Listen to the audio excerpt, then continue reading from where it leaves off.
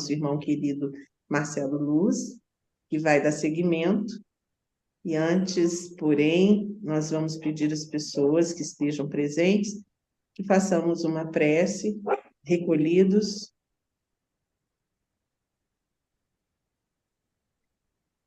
Ó poderes do amor, nós vos prometemos nossa fidelidade, sabendo que somente o amor pode redimir o mundo.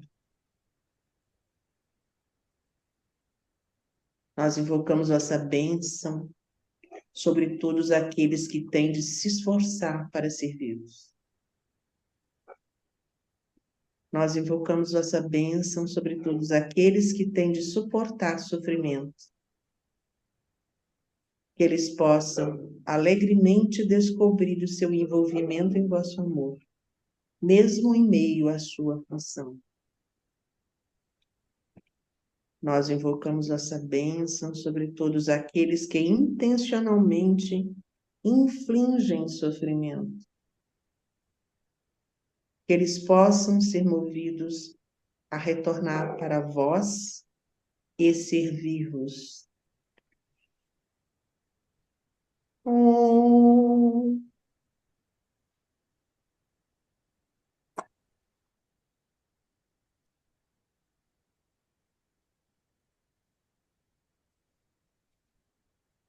Então, a loja Estrela d'Alva da Sociedade Teosófica no Brasil, aqui em Juiz de Fora, das boas-vindas ao nosso irmão Marcelo, para dar seguimento a esse estudo maravilhoso das cartas dos Mahatmas.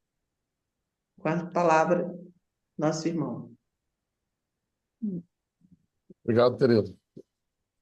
Bem, então hoje é o nosso segundo encontro dos 4 previstos, né? Aqui para as 4 quartas-feiras de agosto, né? E como na semana passada eu comecei apresentando aqui, eu planejei um conteúdo programático, então, em 3 tópicos, né? Os Mahatmas, a parte 1, os encontros da semana passada e metade do de hoje. A parte 2, as cartas dos Mahatmas, para essa semana e a próxima, né? E o último encontro integral sobre o caminho espiritual nas cartas dos Mahatmas, no dia 28. Então, essa parte 1 que eu chamei dos Mahatmas aqui, a gente viu semana passada quem são os Mahatmas e evidências de que os Mahatmas são homens vivos, né? Que é alguma coisa muito importante em vista das outras escolas que aparecem por aí, mencionando mestres ascensos. Então, esse é um ponto que diferencia de forma decisiva os Mahatmas teosóficos de mestres que não estariam aqui no plano físico com a gente, né? Hoje, inclusive, a gente vai ver, então, os 3 centros da fraternidade oculta, que os mestres mencionam nas cartas, e uma repassada, um resumo da formação da sociedade teosófica, em que os mestres foram decisivos, né? A gente sempre é bom enfatizar que foi uma ordem dada por eles para Blavatsky criar a sociedade teosófica, né? Então, ela, na verdade, estava agindo como uma representante dele.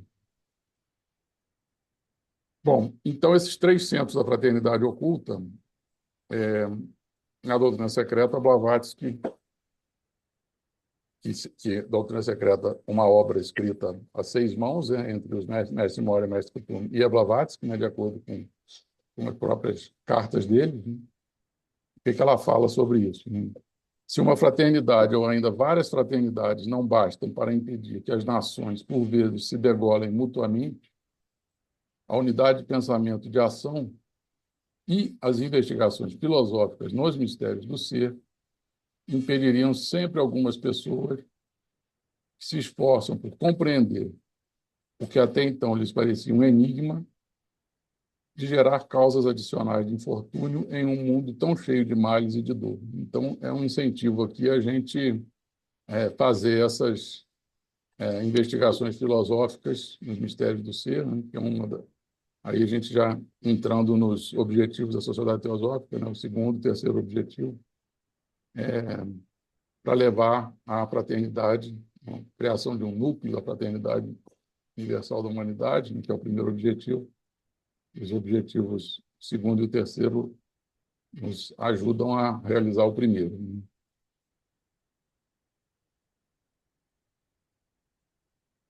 Então, qual é o trabalho dessas fraternidades ocultas, né? Aí é numa carta para o Hume, né, muito interessante, que o Hume, Alan Hume, né, que é o, era amigo do Sinet, né, então as cartas acabaram, ele recebeu, eu não lembro, é mais ou menos 10% das cartas que o Sinet recebeu, ele recebeu. Acho que são 130 e 13 são dele, eu não me lembro o número exato, mas é uma coisa assim. E o Hume era muito arrogante com o mestre, né, e falava, o que essa fraternidade está fazendo? Não sei o quê. Então, ele menciona, quando ele bota entre aspas, alguma coisa que o próprio Hume escreveu, né? Mas o mestre Hume tinha aquela elegância toda para argumentar. Então, ele fala: discutiremos a suposta incapacidade da fraternidade de deixar qualquer marca na história do mundo, né? Então, o Hume, com certeza, afirmou isso na carta dele para o mestre, né? Que a gente não tem acesso a ela. Então, ele vai discutir sobre essa suposta incapacidade da fraternidade. Como você sabe que eles nunca deixaram tal marca impressa? Como poderia o mundo reunir provas sobre as ações de homens que mantiveram laboriosamente fechada toda a porta pela qual o curioso pudesse espioná-los? Então, os mestres agem de forma a não ter nenhuma interferência da sociedade, né? Então, assim, as portas que ele está falando seria, vamos ouvir o que o pessoal está pensando sobre o que nós estamos trabalhando e tal. Então, como é que ele pode saber que não fizeram nada se não há como ter acesso a ele? A primeira condição para o êxito dos, dos mestres, né, das fraternidades, era que não fossem jamais supervisionados ou obstruídos. Então, eles sabem o que eles têm feito. Os que estão do lado de fora do seu círculo só podem observar resultado, cujas causas foram afastadas do campo de visão. Então, a gente sabe os resultados das dos conflitos e de tudo, né? Mas o que realmente, como eles atuaram, eles dão algumas pistas de vez em quando. Eu vou trazer uma aqui, né? Então, mas aqui ele volta ainda na mesma correspondência para o Hume, fazendo uma afirmação mais taxativa. Nunca houve uma época, antes ou durante o chamado período histórico, em que os nossos predecessores, os Mahatmas de outras das fraternidades, os anteriores a eles, né, não estivessem, os nossos predecessores não estivessem moldando os acontecimentos e fazendo história. E esse período histórico, então, é alguma coisa que ele fala de antes do período histórico, né? O período histórico é onde, do ponto de vista convencional, começa com as evidências de linguagem escrita datadas de 4.000 a.C. Então, é bem recente, né? Então, mas a história da humanidade, pelo que o homem tem em mente, há 18 milhões de anos, né? Pelas próprias informações das cartas de Mahatmas, né? Então, tem um período anterior aí bastante maior do que esse período recente aqui, desses últimos 4.000 anos, que é onde a história, a academia se concentra, né?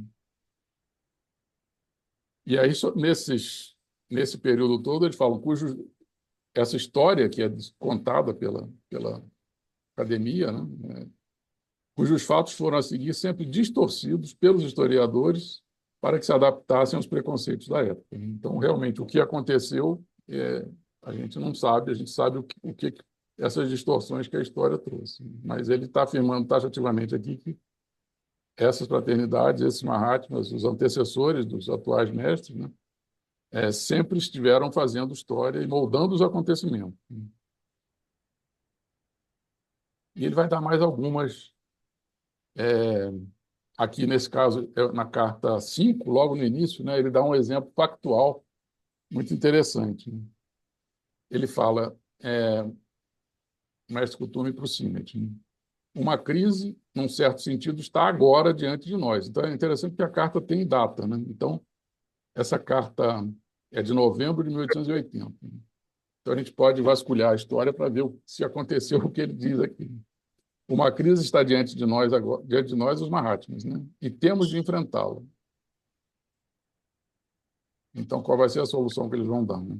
Eu poderia dizer duas crises, uma na sociedade teosófica, outra no Tibete. Posso dizer, em confiança, que a Rússia está concentrando gradualmente suas forças para uma futura invasão naquele país, sob o pretexto de uma guerra contra a China. Então, eu não sei exatamente em que fronteira isso estava acontecendo aqui, né? Mas eu trouxe o mapa aqui só para a gente ver a região aqui. Então, se não houvesse invasão da Rússia contra a China, se isso não ocorrer, será graças a nós. Então, essas são as questões de peso em que eles trabalham, né? Então, ele está afirmando aqui que se não houver essa invasão, será graças a nós. Eu pesquisei e não encontrei essa invasão na história, né? Não tenho certeza, mas aparentemente eles conseguiram impedir. E nesse caso, pelo menos, mereceremos a sua gratidão, porque o Rio estava também, o Cine estava acusando também os mestres de não fazerem nada, né? Você vê, então, que temos questões de mais peso do que os problemas de pequenas sociedades para enfrentar. E a ST, no entanto, não deve ser negligenciada. Que o Cine ficava ansioso para ele responder as cartas, e falou, olha, está tendo uma guerra aqui, a gente está tentando impedir uma guerra. Então, são questões de peso aqui, né, que a gente tem uma ideia do trabalho que os mestres fazem pelo mundo. Então, aí aqui ele vai mencionar agora, na carta 120, a existência dessas três centros da fraternidade oculta, né, o mestre Kuthumi. Há mesmo no momento atual 3 centros da fraternidade oculta, amplamente separados do ponto de vista geográfico e também do ponto de vista exotérico. O exotérico é na aparência externa, né? Mas esotericamente, na parte interna e que todas as tradições compartilham dessa mesma parte esotérica, não há nenhuma separação entre essas fraternidades que trabalham pelo mundo aí, né? Então, a gente menciona muito a própria fraternidade tibetana, que é a qual os mestres Mori e Kuthumi pertencem, né? A fraternidade Luxor é muito mencionada também na outra obra, Carta dos Mestres de Sabedoria, do General Jadava. E aqui nos textos aparecem, eventualmente, menções à América do Sul, né? Não, eles não chamam de Fraternidade das Américas, mas não sei se é por aqui, pelos Andes, ou se é lá pelo América Central. Essa aqui é que tem menos, eu pelo menos nunca consegui encontrar essas informações. Ela é chamada de Fraternidade de Yucatán, então acredito que esteja mais centrada no México. Eu botei por ali, eu não sei, talvez... Existe um texto de Annie Besant chamada Aulas numa Classe, ou coisa assim, é um texto breve, onde a Fraternidade de Yucatán é denominada, mas não entra em detalhes sobre o lugar. Aham. Pela lógica de dizerem que a sexta raça raiz vai ser na Califórnia, eu arriscaria botar justamente naquela parte de cima, ali que tu já assinalaste, Eu ali tive pelo México. eu tive no O México, nome Yucatán leva para lá, né? eu tive no México, tinha umas cavernas gigantes lá, mas assim, era um negócio que parecia que você estava dentro de um shopping, né? Eu não tinha ouvido falar, então, assim, se eles moram em cavernas, talvez por lá tem umas cavernas grandes, né? Mas aqui nas Américas, eu pensei na América, nos Andes Mas ali. aí eu acho que é a sétima raça raiz, esse trabalho ainda é incipiente perto do trabalho que está sendo feito na do Yucatán. Aham. Ficaria mais próximo ali, né? Bom, mas aqui então fica essa. Eles vão mencionar aqui, eu vou trazer mais uma citação. Obrigado, Carlos. Então, o Ricardo já deu o nome aí, Fraternidade de Yucatán para a das Américas, não seria esse o nome das Américas, né? Bom, então aqui na carta 120, o mestre vai dar algumas pistas sobre isso, né? O hierofante egípcio, o mago caldeu, o Arhat e o Rish, de aquém e além dos Himalaias, empreenderam na antiguidade a mesma viagem de descoberta e no final chegaram à mesma meta, embora por trilhas diferentes. Então, a gente pensando aqui na Caldeia, né? É um mapa bem antigo, né? É ali na região da Babilônia, ali, né? Perto do Golfo Pérsico. Aqui, mapa do século 7 a.C., né? E o Egito aqui, que aí sim a fraternidade Luxor é bastante mencionado, né? Mas o mago caldeu provavelmente está aqui nessa região também, né? E depois ele fala de, assim, essa região da Caldeia é o Iraque aqui atualmente, né? Eu acho que é isso. Está aqui a Babilônia, né? Irã, Iraque, não sei bem onde é que é essa região da Caldeia. É, e o Arhat e o Rish de Aquém, além do Himalaia, eu não sei se a gente viu aqui semana passada, mas justamente é essa região aqui o platô indiano e o platô tibetano, aquém, além dos Himalaias. O Himalaia ficou no meio aqui, dividindo os dois, né? E aí que ele menciona essa frase, né? Há, no momento atual, 3 centros da fraternidade oculta, amplamente separados do ponto de vista geográfico, né? Então, são 3 bem distribuídos aqui pelos continentes, né? E também do ponto de vista exotérico. Depois ele vai. É bom, a citação fica aqui para quem quiser pegar o resto do texto, depois entra lá que ele vai falar mais sobre esse assunto, né? Então, mas aqui ficam essas pinceladas para vocês se motivarem a ir atrás do resto do enredo aqui todo, né? Que ele vai falar mais sobre isso. Assim, aqui também já na doutrina secreta agora, uma complementação desses 3, né? Um reforço, né? Os membros de várias escolas esotéricas, cujo centro está situado além dos Himalaias, e das quais se podem encontrar ramificações na China, no Japão, no Tibete e até mesmo na Síria, como também na América do Sul, aqui que ele mencionou explicitamente a América do Sul, por isso que eu botei lá, afirmam que, então, esses membros das fraternidades todas, qual é o ativo que eles guardam, né?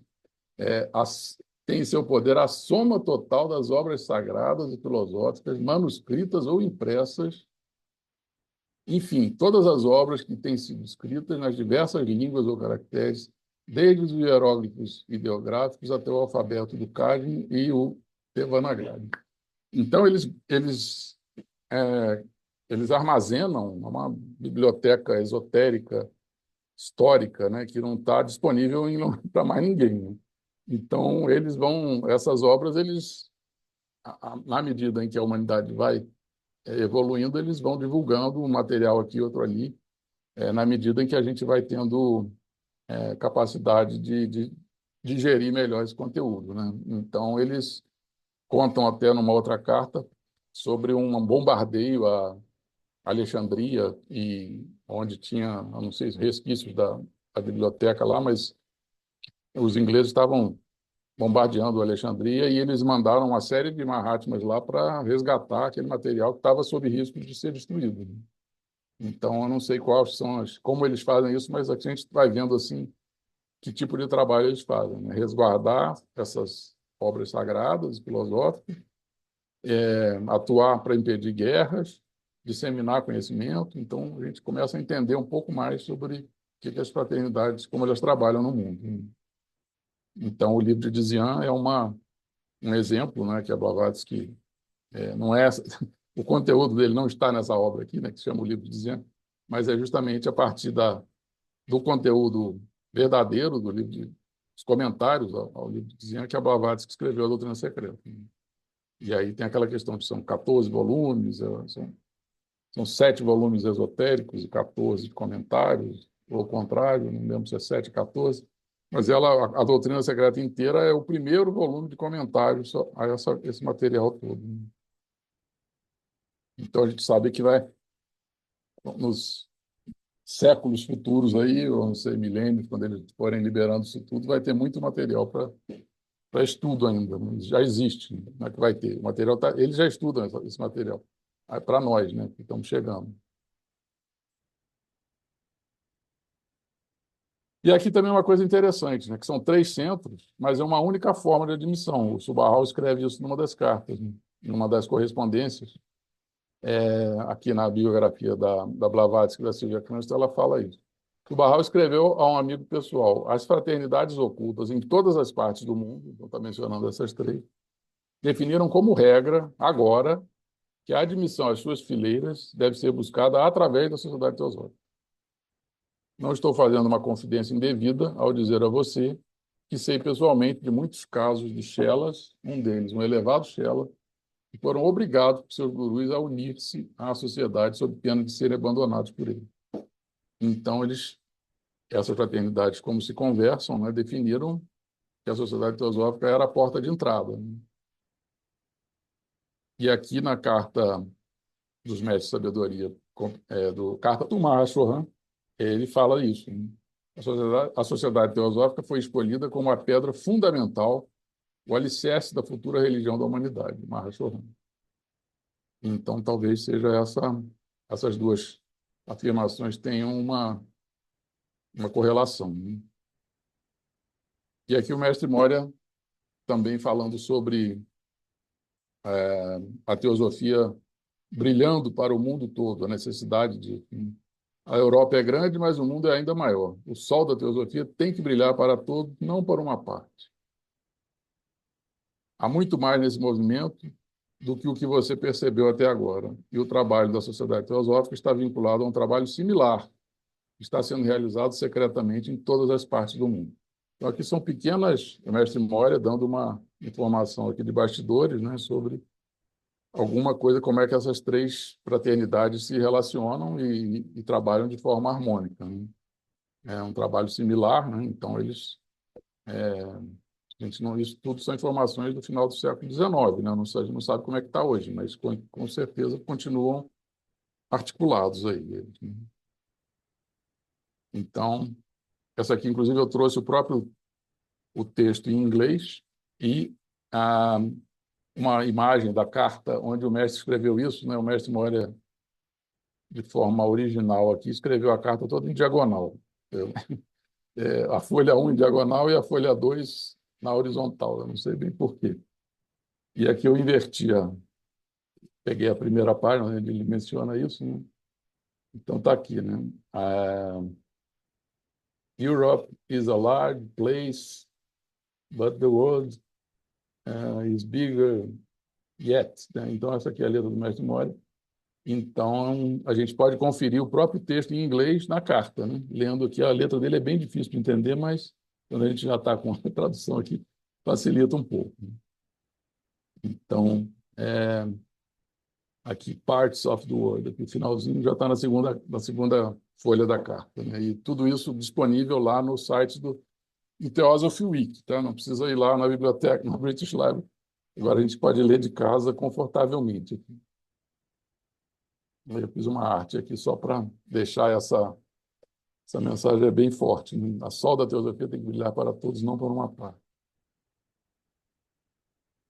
E a fraternidade tibetana, que é a que a gente conhece mais, né, a qual eles pertencem, tem muitos detalhes, né, nas cartas eles vão abrindo, né? Então o Alan Hume e o A.P. Sinet, o mestre batizou os dois de chelas leigos, que eles estavam muito ansiosos para se tornar chelas, né? Então ele falou, não, então vocês vão ser chelas leigos. Sendo que, na verdade, existem chelas ou discípulos em provação, também são mencionados muitos, né? C.C. Massey, Laura Holloway, Morini. Esses ainda estão já com o pé caminhando para entrar na fraternidade, né? E temos a própria fraternidade que tem os chelas ou discípulos aceitos e tem, no caso, então, Blavatsky, o Barral, Damodar, o Gwala Deb, todos esses são mencionados explicitamente em algum ponto das cartas, eles falam sobre isso, né?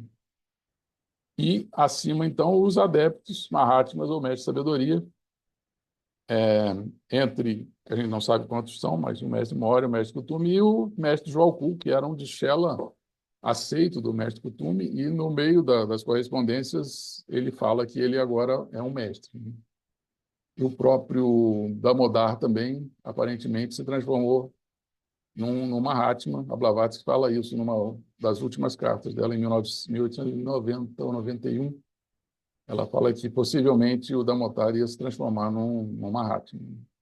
E gerenciando toda a fraternidade, o Mahashohan. Então, Quem é o Mahashohan? Ele tem vários nomes para ele, né? Chohan, Chohan, tem item aqui, Kobilgan, Chaberon, que é o grande sábio, Rocha das Eras, e são o mestre Moria e o mestre Kuthumi, ele e mestre se referem a ele com uma dessas alcunhas aqui. E aqui, então, na carta 193b, o mestre Kuthumi diz que o Mahashohan é o mestre dele. Então, isso foi escrito com a permissão especial do Chohan, meu mestre, e para o seu benefício. Nessa outra aqui, ele menciona que o Mahashohan é o maior dos adeptos vivos. Então, e dá o nome dele aqui, o Chaberon de Tanla. Aqui também falando sobre a capacidade de previsão que o mestre, que o Mahashohan tem, acima dos outros Mahatmas, né? Então, na carta 117, ele fala isso, né? Realmente, a luz da onisciência e da previsão infalível nesta terra, esta brilha somente para o mais alto Shohan. E aí ele está longe de mim. Então, isso é importante para a gente ver que os mestres estão num processo evolutivo como nós, né? Só que já bem acima, né? E assim, então, o Mahashohan está num nível de uma capacidade de conhecer a lei do karma, né? Essa previsão infalível é o quê? A partir do que já existe, ele consegue prever o futuro, né? Prever, a partir das causas já geradas, ele faz uma inferência sobre os efeitos que vão ser gerados de forma infalível, né? E isso, entre os Mahatmas todos que estão na fraternidade, o único, essa luz somente brilha para o mais alto Shohan, né? Então, por isso é que eles têm tanta consideração por não desrespeitar nada que o Mahashohan fala. Ele fala, não, isso que ele falou, ele já está vendo mais longe do que os outros. Aqui também na carta 1, logo na primeira, mas quando chegar o momento e ele puder ter um relance completo do mundo do esoterismo, com as suas leis baseadas em cálculos matematicamente corretos do futuro, os resultados necessários das causas, né? Aqui eu quis trazer porque essa previsão infalível do Mahashohan, porque ele tem ele faz esses cálculos matematicamente corretos do futuro a partir das causas que ele já conhece, né? Então, é uma ciência mesmo, essa previsão infalível, não é alguma coisa. Aqui ele detalhou um pouco como é que se faz isso, né? Leis baseadas em cálculos matematicamente corretos do futuro são essas que o Mahashohan segue, né? Só então, tanto ele como você compreenderão porque, para o não iniciado, nossos atos frequentemente parecem pouco sábios ou tolos de fato, né? Eles estão agindo já sabendo o que vai acontecer no futuro, né? Aí o outro nome que ele utiliza para o Mahashohan, Kobilgan, né? Aqui é interessante, porque a gente viu na semana passada a questão dos mestres serem homens vivos, e aqui também o Mahashohan é um homem vivo, né? Ele deixa nessa frase e tira essa dúvida. O Kobilgan, a quem mostrei a passagem, riu até as lágrimas escorrerem pelo seu velho rosto.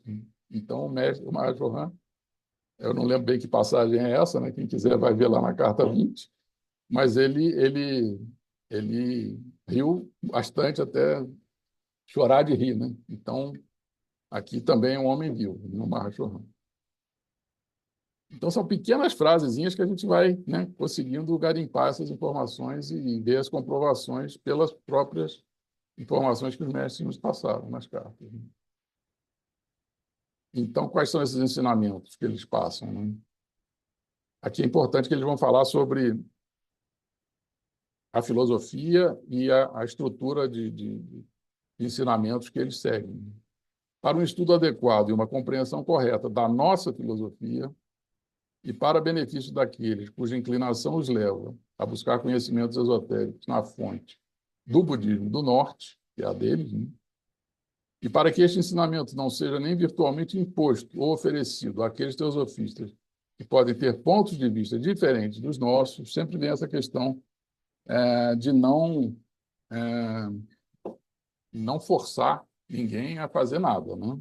Eles oferecem o ensinamento nessa filosofia e quem tiver afinidade, siga. Quem não tiver, procure outras afinidades. Eles não vão enfiar nada goela abaixo de ninguém, né? Então, assim, o ensinamento não pode ser imposto de forma alguma, né? parece necessário que aí sugerindo a criação de um grupo específico para estudar a filosofia dos Mahatmas. Parece necessário que um grupo exclusivo, composto daqueles membros que desejam seguir absolutamente o ensinamento da escola que nós, da fraternidade tibetana, pertencemos, né? Então, aqui ele dá o nome, né? Então, os mestres pertencem à fraternidade tibetana e têm uma filosofia própria, compatível com as fontes do budismo do norte. Então, para que esse grupo seja formado sob a direção do Sr. Sinnett e dentro da loja de Londres da Sociedade Teosófica. Então, aqui eles tinham uma consultoria sobre até como formar grupos dentro de lojas, nesse início aqui, né? Este é, de fato, o desejo do Mahashohan. Então, nossa experiência do ano que passou mostra amplamente o perigo de submeter de modo tão descuidado nossas doutrinas sagradas ao mundo despreparado. Então, se você força pessoas, né, a seguir as doutrinas, você começa também modo descuidado, acho que seria isso, né? Você recebe ataques e teve muitas falta de respeito com os ensinamentos, né, que eles chamam de doutrinas sagradas, então eles não querem nenhum tipo de brincadeira com os ensinamentos. Nós esperamos, portanto, e estamos decididos a exigir, se necessário, mais cautela do que nunca dos nossos seguidores na exposição dos nossos ensinamentos secretos. Bom, aqui também é bacana um resumo do objetivo principal da fraternidade, né, que é fazer o bem. Na carta 114, o mestre fala, né, para todos que são trabalhadores compromissados entre nós, desde o Chohan até o Chelas, então aquele diagrama que eu botei, né, do Mahashohan até o Chelas, embaixo, né, da fraternidade tibetana, né, desde o Chohan até o Chelas, a primeira e última consideração é se podemos fazer bem ao nosso próximo, por mais humilde que ele possa ser. E não nos permitimos pensar no perigo de qualquer ofensa, abuso ou injustiça feita contra nós. Estamos dispostos a ser cuspidos e crucificados diariamente, não uma vez, se disso resultar um real bem para o outro. Esse negócio do cuspidos, né, tem uma história de Buda que alguém cuspiu no Siddhartha Gautama e depois se arrependeu e voltou lá, né? Então, acho que ele está fazendo uma alusão a esse episódio que é contado, né, que Siddhartha ficou impassível e depois, no outro dia, o cara voltou super arrependido, né? Então, acho que é isso que ele está citando aqui. E essa aqui também, na carta 18, é muito bacana, sobre as incontáveis gerações de adeptos, né? Então, são incontáveis gerações de Mahatmas no passado, né? Para esses milhares de anos todos que a gente viu, né? Milhões de anos, né? Por incontáveis gerações de adeptos, vem construindo um templo de rochas imperecíveis, uma torre gigantesca de pensamento infinito, onde o Titã morava e onde, se for necessário, voltará a morar solitário, saindo dela somente no final de cada ciclo. Então, essas rochas imperecíveis são uma metáfora que ele está fazendo, né? Essa torre gigantesca de pensamento infinito são essas doutrinas todas que eles defendem, e que foi construída por incontáveis gerações de adeptos. Na doutrina secreta tem um trecho também que ela fala de milhares de gerações de adeptos, né? Aqui ele está botando incontáveis, mas o termo se repete, né? Gerações de adeptos.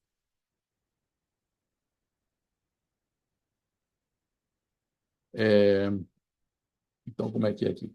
Por incontáveis gerações de adeptos, vem construindo um templo de rochas impermeáveis, uma torre gigantesca de pensamento infinito, onde o Titã morava e onde, se for necessário, voltará a morar solitário, saindo dela somente no final de cada ciclo, assim, para convidar os eleitos da humanidade a cooperarem com ele e o auxiliarem, por sua vez, a iluminar o homem supersticioso. Então, esse convite aos eleitos da humanidade é esse esforço que eles fazem de século em século para trazer informações para o Ocidente, né, e para instruir a humanidade, né? Então, é um convite que está sendo feito a nós, para nos juntarmos a essa torre gigantesca de pensamento infinito, que são essas doutrinas esotéricas que eles guardam com tanto secretamente, com tanto cuidado, né? E continuaremos nesse nosso trabalho periódico e não deixaremos de lado as nossas intenções filantrópicas até aquele dia em que os alicerces de um novo continente de pensamento estejam tão firmemente consolidados que nenhuma opressão ou maldade ignorante, guiada pelos irmãos das sombras, possa prevalecer. Então, sempre mencionando essa questão dos irmãos da sombra que tentam atrapalhar o que eles estão fazendo, né? Mas nessa fase de Kali Yuga que a gente vive, fica mais fácil o trabalho deles, né? Mas então eles já sonham, já visualizam esse dia, né, no futuro em que essa opressão ou maldade ignorante não vai conseguir convencer mais ninguém, né? E aí o trabalho periódico vai ter seus frutos, mas eles continuam então nesse trabalho incansável aí, século após século. E aí, falando desses irmãos da sombra, o mestre fala sobre isso, né? Se você acredita em nós, como pode descrer dele? Diz o livro de Kyuté, o indivíduo deve tornar-se um colaborador da natureza, seja para o bem ou para o mal, seja no trabalho da natureza de criar e reproduzir ou no de destruir. Isso aqui é uma coisa bem importante, né? Porque esses irmãos das sombras trabalham para a destruição, né? Então, e a natureza, para que os ciclos aconteçam, precisa de construção e destruição. Então, acabam sendo colaboradores nessa parte da destruição. E tudo que os mestres enfatizam é a gente trabalhar como colaborador da natureza para a construção, né? Que é o trabalho das hierarquias deles, dessas fraternidades, os Genshohans. Essa frase se refere aos dois tipos de iniciados, os adeptos e os feiticeiros. Isso aqui é nota do mestre Kuthumi. A natureza é uma mãe tão boa para a cruel ave de rapina quanto para a pomba inofensiva. Então, a ave de rapina trabalha para se alimentar ali dos restos mortais e acaba fazendo um serviço para a natureza, né? A mãe natureza punirá do mesmo modo que uma pomba inofensiva, né? Então, ele está falando aqui sobre o trabalho de destruição, né? Que também para um corpo, para ser decomposto, né? Acaba sendo uma destruição ali. Mas que isso faz parte da natureza, né? A mãe natureza punirá seu filho, mas como ele se tornou colaborador dela para a destruição, ela não pode ejetá-lo, então ele continua atuando. Não durante o éon, né, o período de tempo, uma era, né, bastando para isso que eles saibam como forçá-la. Mas aí falando sobre esses seres que ficam sobrevivendo, os irmãos das sombras aí por muito tempo, né? É uma vida de torturas e eterno ódio. Se você acredita em nós, como pode descrer deles? Também nota do mestre Kuthumi. Há homens totalmente maus ou depravados, e, no entanto, tão altamente intelectuais e agudamente espirituais para o mal, como aqueles que são espirituais para o bem. Então, se afinizam com essa questão da destruição, né? E aí ele bota também o mestre Kuthumi. Isso aqui é um texto do Eliphas Levi, na verdade, né? E aí o mestre... aqui, notas ao texto de Eliphas Levi. As notas são dos mestres, do mestre Kuthumi, né? Mas o texto ao qual ele se refere nas notas, as notas são dele, né? Então ele bota aqui esses seres espirituais para o mal são os irmãos da sombra. Um assunto bem pesado, mas eu acho que a gente tem que ficar alerta para isso, que eles existem, né? Bom, então, vendo rapidamente então a questão da formação da sociedade teosófica, o mestre Kuthumi falando sobre isso, né? Os chefes querem o começo de uma fraternidade da humanidade, de uma real fraternidade universal, uma instituição que seja conhecida em todo o mundo e chame a atenção das mentes mais elevadas. Então, quando ele fala os chefes, né, a gente sabe que o Mahashohan se refere a ele como o chefe, e talvez os outros Mahashohans das outras fraternidades. Aí ele vai fazer uma na carta 111, uma análise do nosso emblema da Sociedade Teosófica, né? É uma análise rápida, mas isso aqui isso aqui dá para falar bastante tempo sobre isso. Eu deixo aqui justamente para vocês terem a fonte lá e depois irem atrás, né, de mais informação. Então, ele falando para o Sinnett, né, a sua Sociedade Teosófica Inglesa sabe o significado dos triângulos, um branco e um preto, entrelaçados, da sociedade matriz, e que ela também adotou? Devo explicar? Então, ele vai fazer uma rápida explicação aqui do significado dos, dos dois triângulos entrelaçados. O duplo triângulo, visto pelos cabalistas judeus como o selo de Salomão, é, como muitos de vocês certamente sabem, o Sri Yantra, grande disco do templo ariano antigo, o mistério dos mistérios, uma síntese geométrica de toda a doutrina oculta. Os dois triângulos entrelaçados são os budangangos da criação, partes componentes da luz, da sabedoria, do conhecimento. Eles contêm a quadratura do círculo, a pedra filosofal, os grandes problemas da vida e da morte e o mistério do mal. E aqui tem uma incitação que ele faz super interessante. O Shela, né, um de nós que se torne Shela, que puder explicar esse signo em cada um dos seus aspectos, é virtualmente um adepto. Então, são aquelas 7 significações esotéricas que tem, então, mas ele já deixa esse desafio aí para a gente explicar, algum dia explicar toda a significação esotérica desse signo. Só que numa dos encontros das cartas eu explorei bastante esse parágrafo aqui, tá? Mas hoje não dá tempo aqui da gente entrar. E aí outra coisa, eu já mencionei algumas vezes, né? Mas eu vou trazer aqui agora a citação desse esforço periódico para instruir o mundo que os Mahatmas fazem.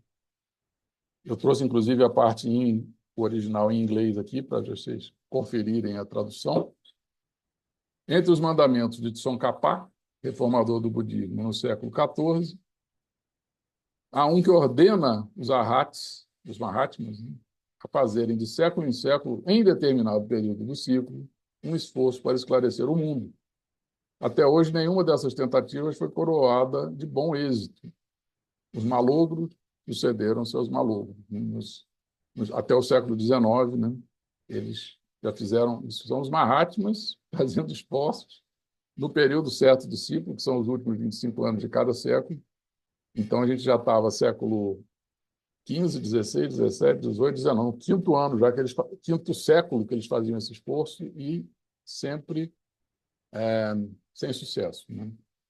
E sempre fica aquela dúvida, quais são as tentativas anteriores, né? Aqui é a frase toda que ele trouxe.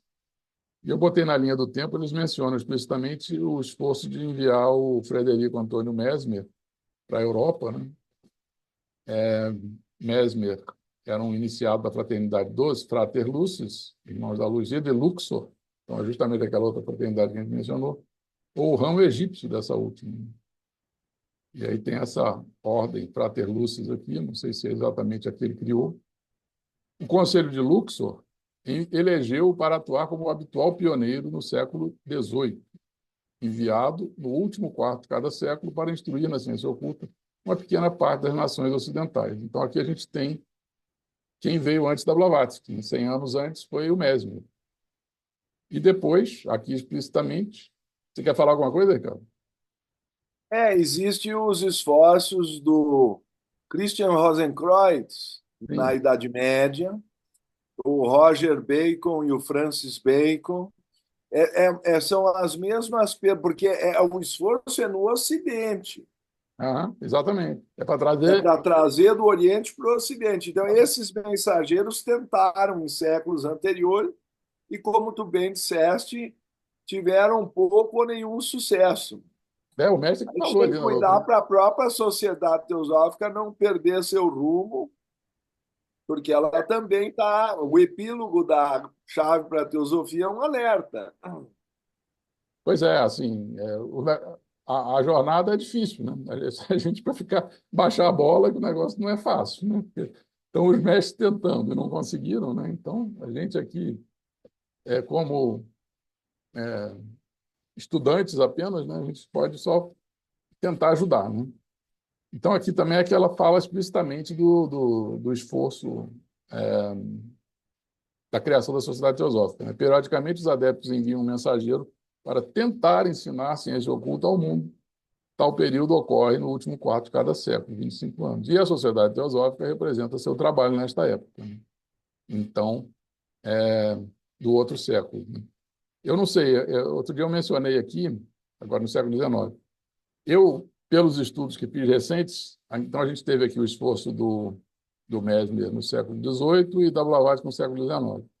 E quando eu fui estudar recentemente as citações todas que tinham pela doutrina, pelas obras da Blavatsky, nas cartas, a gente sabe que a doutrina secreta tem o volume 1, que é a cosmogênese, e o volume 2, que é cosmogênese, a evolução cósmica, né, e antropogênese, a evolução do homem. E encontrei o Robert Flood. Semana passada eu quis mencionar ele, esqueci o nome dele aqui, que foi do século XVI, XVII. Médico paracelsista, seguidor de Paracelso, né? Alquimista, astrólogo, cosmologista e matemático inglês, que escreveu, a obra principal dele é a Metafísica do Cosmos Maior e do Menor, né? Que é justamente o macrocosmo, História da Macrocosmo, Cosmogênese, que é o mesmo volume 1 da Blavatsky, e o volume 2 dele é a História do Microcosmo, que é a Antropogênese. Então, a gente tem ali um paralelo 200 anos antes da Blavatsky, né? Então, super... Isso está tudo em latim, né, essas obras. Eu não sei se tem estudos do Robert Flood traduzidos. Eu acabei encontrando esses livros originais lá pela internet, aí estão lá em latim, né? Aí fui traduzindo uns pedaços, mas assim... Esse é um dos que está na lista, mas tu podes ver até a menção de Blavatsky ao o cardeal que escreveu a, a doutrina. Meu Deus, agora me deu o famoso branco, deixa eu ver, relativa à unidade no macrocosmo e no microcosmo, e é justamente, acho que é século XVI, se não me equivoco. Tu podes dar também lá uma olhadinha. Um deles é o a, a, a, como se chama, o Christian Rosenkreuz, seria... Esse eu fui atrás das coisas, das obras dele. Essa aqui a gente tem a íntegra dos livros disponíveis atualmente, né? E o outro é a Douta Ignorância do cardeal... como é o nome do autor da Douta... Isso eu não estou lembrando, não. Mas, assim, Daqui a pouco vem, eu estou na idade do legal, daqui a pouco vem. ok. Assim, essas obras, a gente tem... O que me chamou mais atenção foi a imagem. Eu não trouxe aqui hoje, tá? Mas depois eu posso indicar em qual foi... Num dos encontros das cartas, eu fui analisar a cosmogênese dele, né? E a figura é idêntica à da Blavatsky, que o círculo branco no fundo negro, com o ponto no meio, ele tem uma parecidíssima, né? Então, aquilo eu falei, caramba, 200 anos antes da Blavatsky, ele já estava descrevendo aqui com a mesma figura, né? Mas, fechando o parênteses. Nicolau de Cusa, Ah, pode tá. pôr na tua lista. A Legal. Blavatsky disse que ele era um iniciado. Aham. Eu fui atrás de todos esses que foram mencionados. Bom, aqui então a gente tem o século XVI, então, 17, ali seria o Robert Flood, né? Bom, aí aqui essa também que eu sempre gosto de trazer como uma coisa importantíssima. A ordem que Blavatsky recebeu dos mestres em 1875, exatamente o primeiro ano dos 25 últimos, né? Exatamente de 75 a 1900, para criar a Sociedade Teosófica, né? E aqui ela, no livro de scrapbook, lá, o livro de anotações dela, ela coloca: ordens recebidas da Índia mandam estabelecer uma sociedade filosófica religiosa e escolheram um nome para ela e também escolheram Olcott, em julho de 1875. E ela seguiu exatamente as ordens dos... Aqui está o original em inglês também, que é sempre bom a gente conferir, né? Orders, não é? Não é uma sugestão, não é uma... Ah, a Blavatsky foi inspirada. Não, ela recebeu uma ordem para fundar.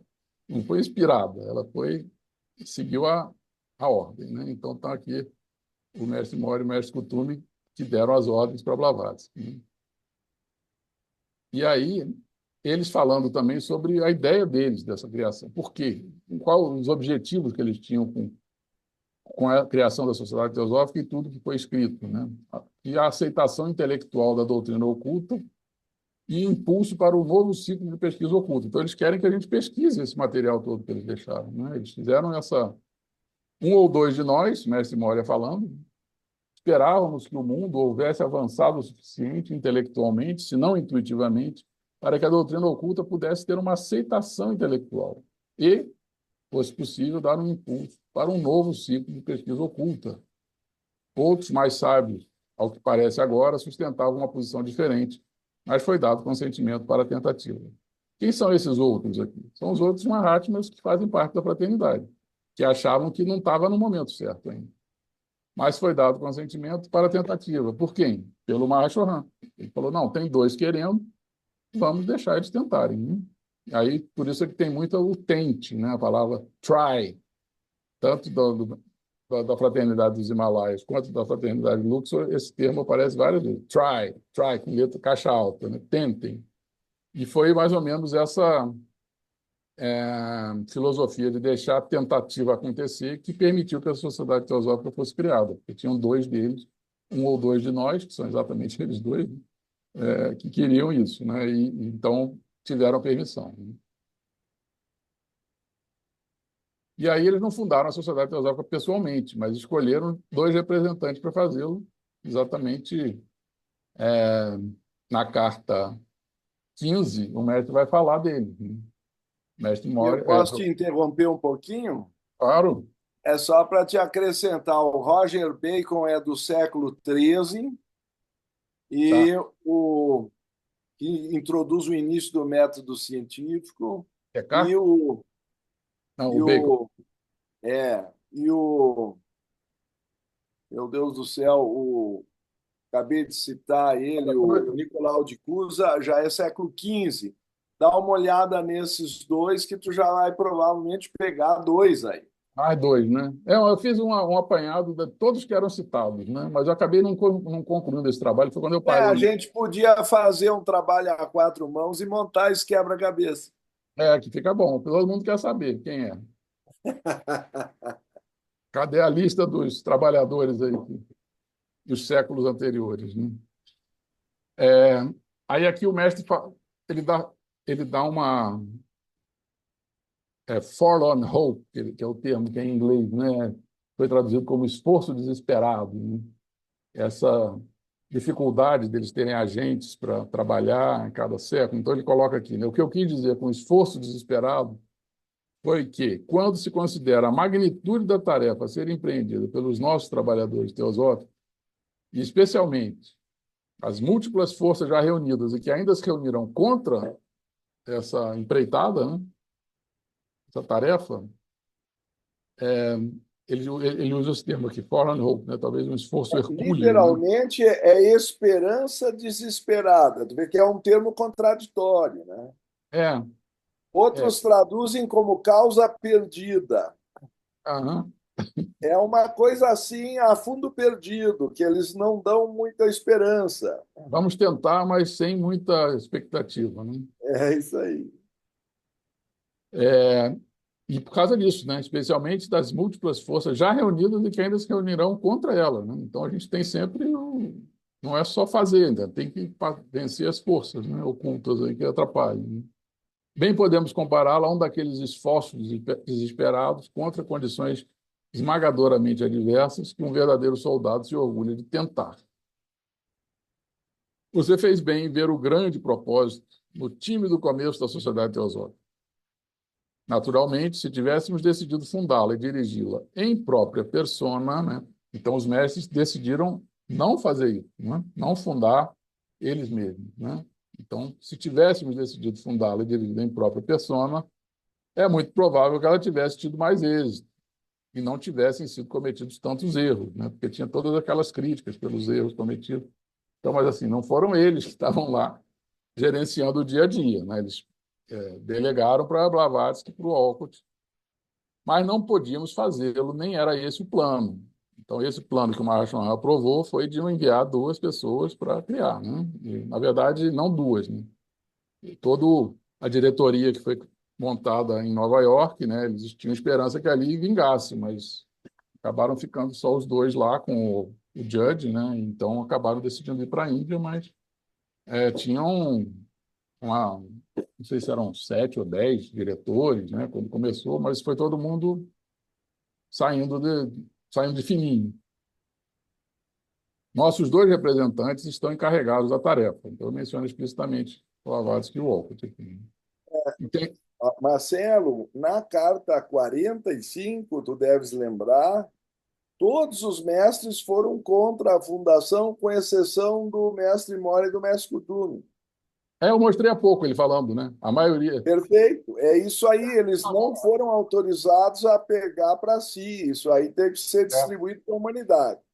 Não, essa citação eu acabei de passar ali. Eles dizendo que eram só os 2 que o resto estava contra, né? Ele até botou mais, aparentemente mais sábios que nós agora, que estava num momento bem difícil.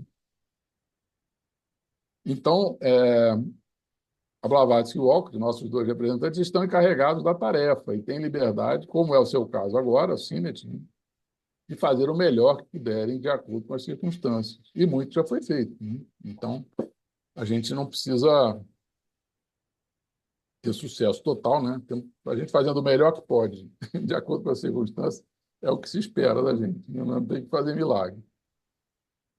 Bom, aí aqui agora eles falando sobre o início da sociedade, como é que eles escolheram a Blavatsky, o Olcott, e a coisa começou, né? Então, o mestre Moria falando. O mestre Moria é sempre interessante as cartas dele também, né? Entretanto, estipulou-se que a experiência, né? Então, eles estão chamando a criação da sociedade teosófica como experiência.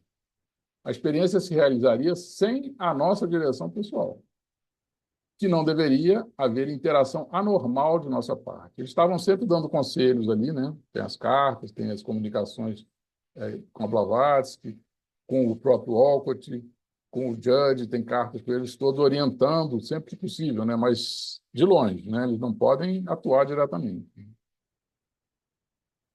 E aí, como é que eles escolheram o Olcott, né? Olhando ao redor do mundo, né? Olhando ao redor, encontramos na América o homem para ser o líder. Um homem de grande coragem moral, altruísta e possuidor de outras boas qualidades. Ele estava longe de ser o melhor, mas, como o senhor Hume diz no caso de Blavatsky, era o melhor disponível.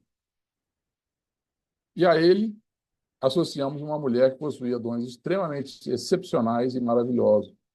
Junto a esses dons havia certos defeitos pessoais, mas, sendo como era, não havia ninguém mais, não havia ninguém comparável a ela que estivesse vivo e apto para esse trabalho. Então, eles fizeram mesmo uma headhunter aí, de trabalho de encontrar no mundo todo quem é que eram os melhores disponíveis, né? E a Blavatsky, eles dizem que ficaram quase 100 anos esperando ela nascer, né? Depois, por isso aquilo tudo também de protegê-la enquanto na segunda-feira agora foi o aniversário de nascimento da Blavatsky, eu citei 2 passagens em que ela quase se acidentou e o mestre, aparentemente, o mestre ajudou, né? Quando ela caiu de umas cadeiras no alto, mas era criança ainda, foi de tirar uma cobertura de um quadro e caiu misteriosamente bem no chão lá. Ela se lembra que começou a cair e depois estava deitadinha no chão. E uma outra de um cavalo também, o cavalo disparou, ela ficou com o pé preso, mas não teve nada, né?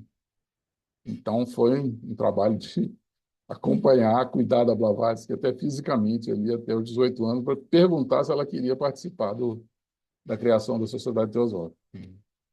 Então estão os 2 lá, Henry Steele Olcott, americano, que é um ano mais novo que a Blavatsky, né? E a Helena Petrovna Blavatsky, russa.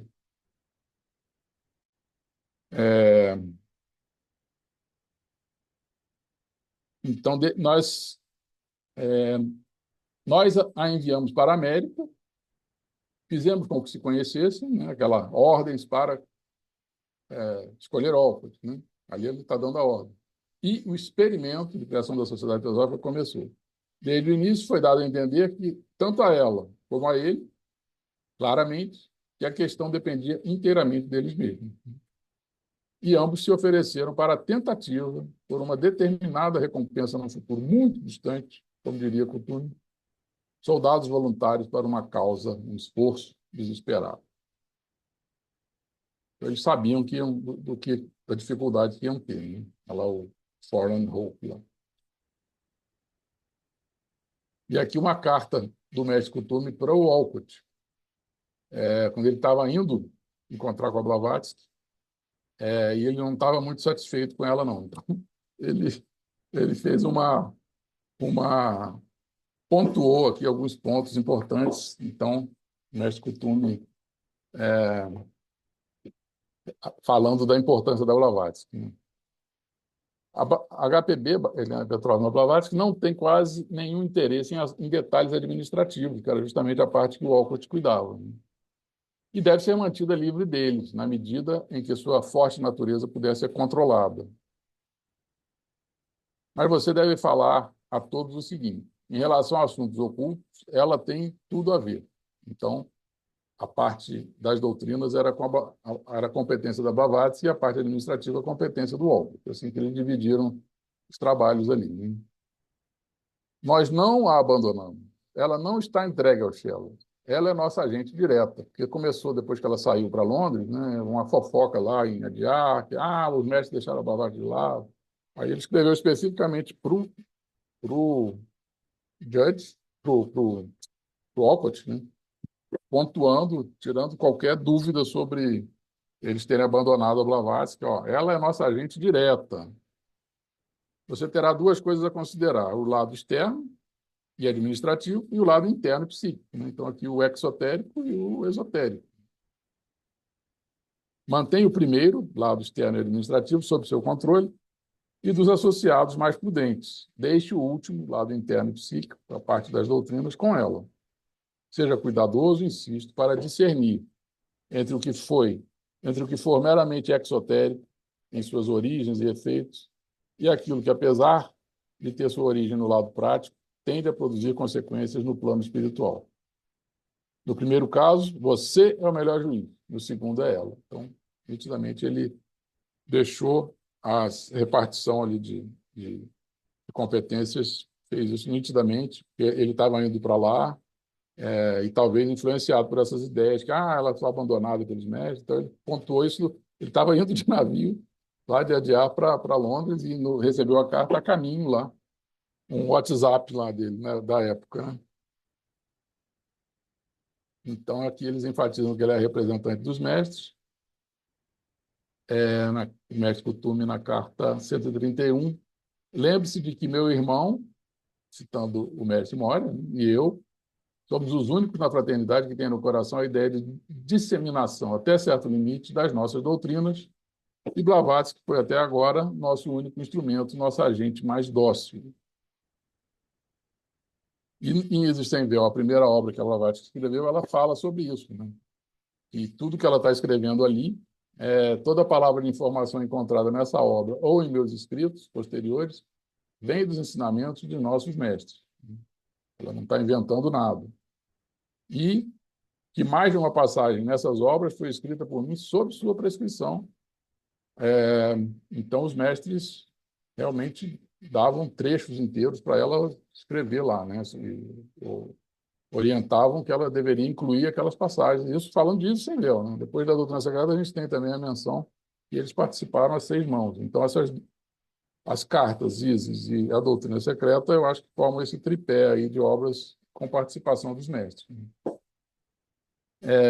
Ao dizer isso, não reivindico nada de sobrenatural, pois tal prescrição não representa nenhum milagre, né? Que aí o pessoal já começava a achar que eram os mestres ascensos, alguma coisa assim. Ela falou, eles só é uma coisa natural, eles se comunicam comigo e a gente faz isso assim, né? Não é nada sobrenatural. Os mestres sempre falam isso, não existe nada sobrenatural, tudo é a natureza. Então, a gente aprendendo as leis da natureza, age sempre na natureza. Não existe nada sobrenatural. Não existem milagres também, eles falam isso. E aqui eu fiz uma linha do tempo da formação da Sociedade Teosófica, né? Desde para justamente a gente ter uma noção desse esforço que eles fizeram. Eu me arrisquei a botar uma data aqui, essa data não aparece em local nenhum, mas como eles falaram que por mais de quase um século ficaram buscando pela Blavatsky, eu me arrisquei a botar 90 anos antes aqui. Mahatmas iniciaram buscas por um ocidental que pudesse participar do projeto. Falam. E aí, 12 de agosto de 1831, nasceu Blavatsky, na Rússia. Assim, em relação a essa citação aqui, ó. Após quase um século de buscas infrutíferas, nossos chefes tiveram de aproveitar a única oportunidade de enviar um corpo europeu ao solo europeu. Então, eu dei uma folga aqui de 10 anos para botar, então, aqui mais ou menos por volta de 1740, eles começaram a procurar alguém e o tempo e que tinha que formar essa pessoa para ela começar a atuar em 1875, né, que era o período bom do ciclo. Então, não podia esperar mais tempo, porque aqui eles calcularam o tempo da Blavatsky nascer e depois ser preparada para poder, em 1875, estar disponível para fundar a Sociedade Teosófica, né? Eles estavam já com essa linha, esse deadline aqui, ó, os últimos 25 anos a gente tem que estar com alguém já em ponto de trabalhar, né? Então, aí tem a famosa passagem no Hyde Park, que a Blavatsky se encontra com o mestre Moria pela primeira vez. Ela só tinha visões dele, né? Mas aqui ela se encontra fisicamente com ele e ele a convida para participar do projeto, fala das dificuldades todas e ela aceita, né? E começa, então, a partir daqui, o período de capacitação da Blavatsky, que 25, 24 anos, sendo que entre 1868 e 1870 ela passa 3 meses, 3 anos, 3 meses e 3 dias no Tibete, né, com os mestres lá. E tem uma obra, Viagens de Capacitação e Iniciação, uma obra em espanhol, que não sei se eu vou mencionar ela aqui, mas que ele trata de todas as viagens da Blavatsky, que é uma obra muito interessante, até de repente é uma boa obra traduzida para o português, né?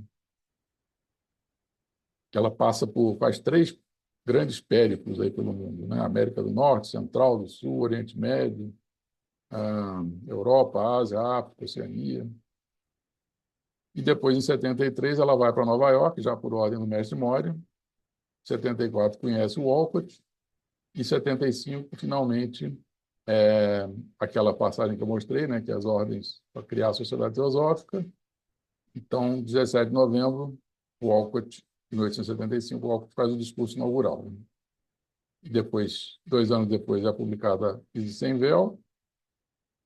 E assim as cartas dos Mahatmas aparecem nesse contexto, né? A única obra que tinha publicada era Isis Sem Véu, e de 1880 a 1885 a gente tem as 145 correspondências entre o mestre Moria, mestre Kutume, com o Sinet e Hume, né? Depois ali tem a transferência da Sociedade Teosófica para Bombaim, na Índia, e depois para Adyar Madras, né? Depois tem aquele incidente, o relatório Hodgson e a Blavatsky, que acaba saindo da Índia e deixando Adyar em 1885 e vai se preparar para escrever a Doutrina Secreta, quase morre, mas consegue terminar a obra depois do mestre fazer algumas recalchutagens ali na Blavatsky algumas vezes, pergunta se ela quer continuar e ela fala, não, eu quero terminar. Então, em 88 ela conclui e depois, em julho de 1890, é estabelecida a sede europeia da Sociedade Teosófica em Londres. Em 1891 é o dia do Lótus Branco, o falecimento da Blavatsky. Depois, em 1900, a doutora Nibeza recebe a última carta do mestre Kutume, 9 anos depois da morte de Blavatsky, né? Eles falam, não, a Blavatsky escrevia as cartas, tal, mas tem mais uma carta aqui que tira essa dúvida, né? Então, os últimos 25 anos a gente pode marcar por a criação da Sociedade Teosófica, essa última carta aqui, né? Acho que tem um microfone aberto ainda. Bom, então chegamos na parte 2 das cartas. Eu não sei quanto tempo a gente ainda tem aí. Eu tinha Podemos avançar mais um pouquinho? Sim, né? Vamos seguir, então, mais um pouquinho aqui. Eu tinha previsto um pouquinho mais hoje, para a semana que vem também dá tempo aqui. Então, a gente tem as cartas.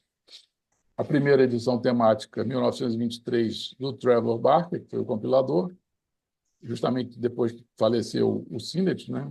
Enquanto eles estavam vivos, os personagens ali, eles não escreveram nada, não publicaram as cartas. E depois, 70 anos depois, o Vincent Houghton Jr. publicou, foi o editor da edição cronológica das cartas. A gente, a partir de 2001, se não me engano, tem em português, né? Que é uma edição mais interessante, porque as coisas, como estão em ordem cronológica, a gente consegue fazer referências a cartas anteriores, né? Eu acho que é mais fácil, porque a parte temática é muito difícil, porque eles não são muito... Os temas se embaralham todos, né? Eles não estão tirando assim as cartas do Devakan, que a gente pode falar, mas os temas são muito cruzados, né? Eles não separam. Na verdade, as cartas foram respondendo às perguntas que o Sinnett ia fazendo. Então, não foi uma obra, não foram planejados para virar um livro, né? A ideia era capacitar o Sinnett para escrever os artigos em inglês, né? Que a gente vai ver aqui agora. E no prefácio, então, tem uma introdução interessante do Aveline, que ele fala isso, né? Do ponto de vista teosófico, as cartas dos Mahatmas para a P. Sinnett são textos de importância incomparável na literatura de todos os tempos.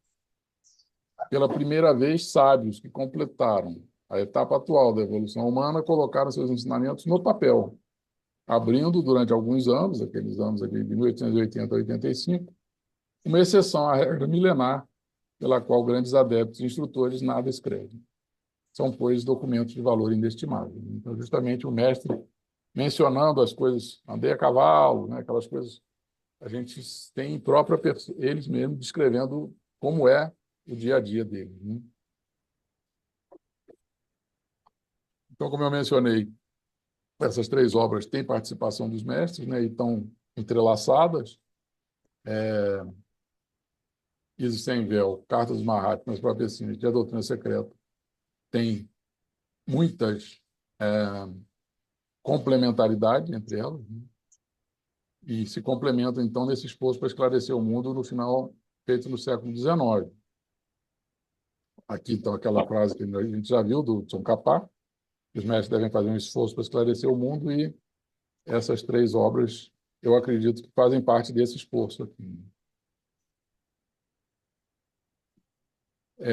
Então, aqui o Kutume para o Olcott, nas cartas dos mestres de sabedoria. Com relação à doutrina secreta, esteja certo de que aquilo que ela, Blavatsky, não comentou a partir dos trabalhos científicos e outros, nós passamos ou sugerimos a ela, nós Mahatmas, né? Mestre Mora e Mestre Kutume. Cada erro ou noção equivocada, corrigido e explicado por ela a partir dos trabalhos de outros teosofistas, foi corrigido por mim ou sob minhas instruções. É um trabalho mais valioso do que seu precedente, falando de Isis Sem Véu, né? Por ser um compêndio de verdades ocultas que o tornará uma fonte de informação e instrução para o estudante sério pelos longos anos que virão. Então, aqui é um incentivo do mestre Kutume para a gente estudar a doutrina secreta, né? Então, nas próprias cartas, vira e mexe, ele até cita passagens de Isis Sem Véu, né? Então, aqui pontuando realmente detalhes ali, né? Veja agora as três linhas grifadas na página 5. Então, depois vocês podem ir lá no Isis Sem Véu, volume 1, página 104. Eu trouxe aqui já Ele está falando dessas três linhas aqui. As três linhas grifadas, que estão em itálico aqui. Em vez de humanidade, leia raças humanas. Em vez de civilização, leia evolução espiritual dessa raça particular. E você terá a verdade que teve de ser ocultada naquela etapa experimental e incipiente da sociedade teosófica. Então, ele está dando aqui justamente aquela questão que a gente fala, né? Que quando chegou na doutrina secreta, a humanidade ali, os europeus, os ocidentais, já tinham digerido um pouco de tudo que foi passado em Isis Sem Véu. Então, ele pôde dar uns detalhamentos aqui. Então, se a gente ler essa frase aqui, pensando, fazendo as correspondências que ele está se referindo aqui, né? A gente, eles não quiseram chamar de raças humanas, chamaram de humanidade, não quiseram falar de civilização, falou de evolução espiritual dessa raça em particular. Então, são detalhes, a gente não vai entrar nessa análise toda aqui, mas é bom saber que eles se referem à obra como uma coisa deles mesmo, né? Eles sabem detalhes ali da palavra na página, né? Após fazer a Mas, Diga. Marcelo, me chama a atenção que eles reconhecem, aí é um aviso para nós, que gradualmente aquilo que foi conquistado pode recair no mais abjeto barbarismo. O próprio Império Egípcio teve um nível extraordinário de esoterismo, e hoje tu vai lá, eu prefiro não fazer comentário. Uhum. Não, aqui eu fiz a substituição aqui embaixo, vamos ler a frase como é que ficou. Eles dividiam os intermináveis períodos da existência humana sobre este planeta em ciclos, durante cada um dos quais as raças humanas gradualmente atingiram o ponto culminante da mais alta evolução espiritual dessa raça particular e gradualmente recaíram no mais abjeto barbarismo. Então, tem os ciclos de evolução, mas depois a lei da periodicidade aí leva para os ciclos mais bárbaros aqui, né? Bom, aqui também, assim, aqui eu trouxe a própria carta com como é que o mestre, sempre para a gente ver as conferir, né? Você pode conferir. Então, ele sublinhou aqui, ó, o texto em inglês dessa parte aqui que a gente viu agora, né? Veja Isis, né? Depois ali os trechos que ele mencionou, né? Bom, aqui então eles mencionam que ambos procedem de uma mesma fonte, os irmãos adeptos, né? Os ensinamentos de Sem Véu, e no Mundo Oculto o Sinet fala sobre isso, né? Helena Blavatsky, a autora de Sem Véu, na produção daquele livro, ela foi de tal modo auxiliada pelos irmãos que grande parte dele na verdade, não é obra dela. E na doutrina temos as duas cartas que aparecem no livro do Carta dos Mestres de Sabedoria, o mestre Kuthumi afirmando que a doutrina secreta, quando estiver pronta, será a produção tríplice de Moria, Upasika e do servidor mais humilde do doutor. E o mestre Moria, em outra carta, fala também a mesma coisa. Eu, humilde faquir, abaixo assinado, certifico que a doutrina secreta é ditada a Upasika, parte por mim e parte do meu irmão Kuthumi, né? E Upasika é o discípulo, né? Em tibetano, acho que é a língua, né? Eu não sei se é sânscrito ou tibetano. Aqui está o trecho, então, onde ele fala isso, né? Bom, eu acho que é isso. Não, essa carta aqui, acho que é aquela, né, Ricardo? Você comentou semana passada. Ah, está aqui, ó. Eu traduzi aqui. Isso aqui deu um trabalho danado para encontrar. Esse é o que está na capa do livro. Pois é. Mas está aqui o texto do mestre Moria, ó, mestre Moria escrevendo em diagonal de novo. Se isso pudesse ser de algum uso, ó, se isso pudesse ser de alguma ajuda ao Dr. Hub Schleiden, embora eu duvide disso, eu, humilde faquir abaixo assinado, certifico que a doutrina secreta é ditada ou pacífica parcialmente por mim mesmo e parcialmente por meu irmão Kuthumi. E aqui é o doutor que recebeu essas duas cartas, o doutor Schleiden, né? Que era um acadêmico alemão muito interessado na exploração geográfica e política da Alemanha. Se tornou membro da Sociedade Teosófica e presidente da Sociedade Teosófica Germânica. Foi fundador do editor periódico e editor do periódico teosófico da Sphinx, a Esfinge, né? Então, a gente tem esse ecossistema de literaturas que se complementam, que é bom a gente ter essa noção, né? Então, a gente tem as cartas, o Theosophist, que é um jornal que os mestres afirmavam que era deles, né? Então tem muita coisa. Essa é a parte que não está em português ainda. No Theosophist tem um material gigantesco a ser traduzido, né? Então, aqui, por exemplo, na carta 88, o mestre Kuthumi cita o artigo O que é força, o que é matéria, que foi publicado exatamente no Theosophist. E aqui nas cartas de Blavatsky para Sinet, ela fala, né, o artigo citado na carta 88 é de autoria do mestre Kuthumi, e apareceu lá como outra autoria, não tem autor, mas ela diz aqui então a gente pode ir lá nesse material, eu já peguei esse artigo, né, e ver o que está dito lá, né? Então, essa coerência entre esse material todo, que eu acho que é a grande riqueza de todo esse período aí, né? Então, a doutrina secreta, Blavatsky e o mestre Kuthumi, na doutrina secreta, fazem um resumo desse mesmo artigo publicado no Theosophist. Então, a gente pega esse artigo, que é força, que é matéria, tem citações nas cartas, nas cartas dos Mahatmas para Sinet, nas cartas de Blavatsky para Sinet e na doutrina secreta e no Theosophist. São 4 materiais diferentes, todos um corroborando o outro, né?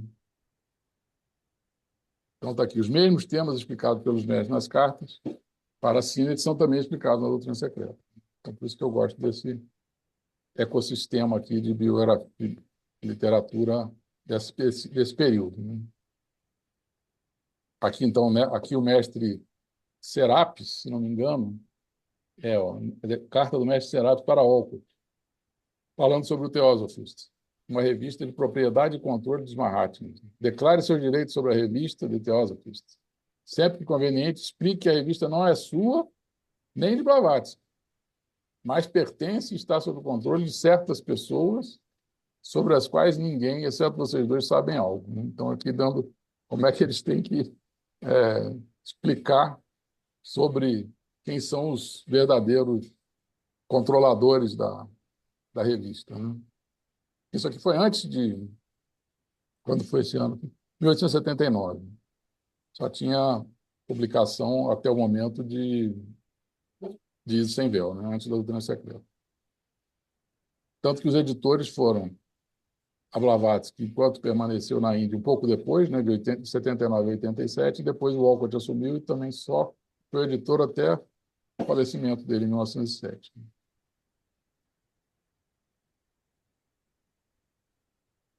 E aqui, para terminar, por que os Mahatmas escreveram cartas para leigos? Sempre uma pergunta que aparece.